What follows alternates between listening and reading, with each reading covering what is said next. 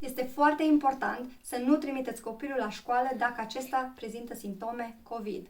Vă rugăm să vă izolați împreună cu toată familia dacă observați oricare din următoarele simptome: o tusă nouă continuă, temperatură ridicată sau pierderea gustului sau al mirosului. Este foarte important să anunțați școala de orice schimbare în starea de sănătate a copilului dumneavoastră. Acesta însă va trebui testat. Pe perioada așteptării rezultatului, vă rugăm să rămâneți izolați la domiciliu. Pe perioada izolării nu aveți voie să mergeți la cumpărături, să mergeți la serviciu, nici să trimiteți ceilalți copii la școală sau grădiniță. Dacă rezultatul vă vine negativ, vă veți putea reîntoarce la activitățile zilnice de îndată, dar școala va trebui informată.